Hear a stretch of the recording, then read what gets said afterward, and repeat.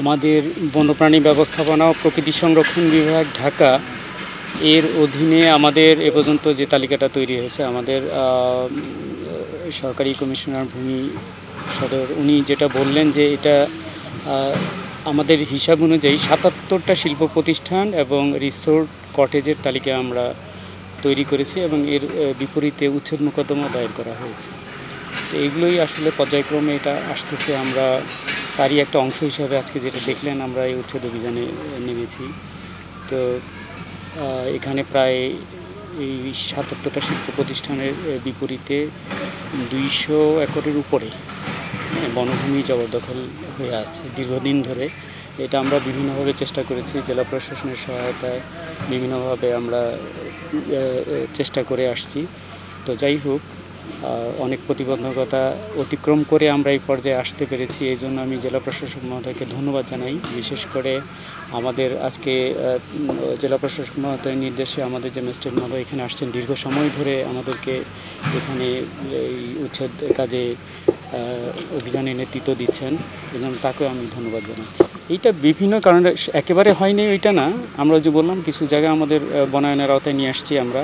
কিছু কিছু যেগুলো আছে, ধরেন এই যে এই রিসোর্ট কেন্দ্রিক যে বিষয়গুলো আছে, এখানে প্রভাব প্রতিপত্তিরও বিষয় আছে। আমাদের এখানে লোকবল কম, আমরা সেভাবে করে এটা প্রোটেকশন যতটুকু দেওয়া দরকার আমরা দিতে পারিনি, কারণ লোকবলের খুবই অভাব। এখানে এক একটা বিটে 2-3 জন করে, আমাদের এক একটা বিটের আওতায় 4000-5000 একর জায়গা যেটা আছে, এটা সংরক্ষণ করা খুবই কঠিন হয়ে দাঁড়ায় আমাদের জন্য অনেক সময়। তো সব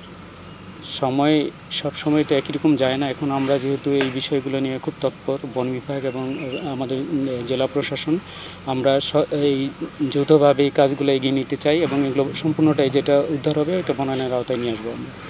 6000 mAh battery, one and only Power Master, NextG N73. আমার এখানে সমিল 60টা, যেটা বৈধ অবৈধ মিলে, একটা আছে বৈধ লাইসেন্সকৃত, আর 6টা এটা আছে। এটা ইতিমধ্যে আমি এখানে 8-9 মাস যোগদান করেছি। আমাদের ইউনো মহোদয় সদর যে ছিলেন, ওনার নেতৃত্বে একটা মোবাইল কোড করে একটা বন্ধ করে দেওয়া হয়েছে। বাকি 6টা আমি নিজেই একটা অভিযানের মাধ্যমে ওগুলো বন্ধ করে দেওয়া হয়েছে এবং প্রত্যেকটার বিরুদ্ধেই আইনগত ব্যবস্থা গ্রহণ করা হয়েছে। করাতকল বিধিমালা 2012, এখানে তো পরিষ্কার করে বলে দেওয়া আছে সব কিছু, কে সমিল বসাতে পারবে, কোথায় বসাতে পারবে।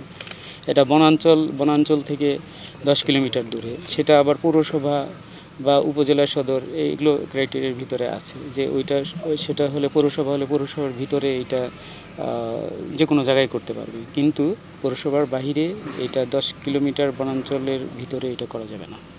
এটা আমার এলাকায় যেটা আমরা হয়েছে, এটা আমরা ব্যবস্থা নিয়েছি এবং এটা মনিটরিংয়ে আছে আমাদের। আমরা এটা টাইম টু টাইম আমাদের বিট অফিসার যারা আছেন তারা এটা মাঠ পর্যায়ে দেখছেন যে এটা কোনোভাবে চলতে না পারে।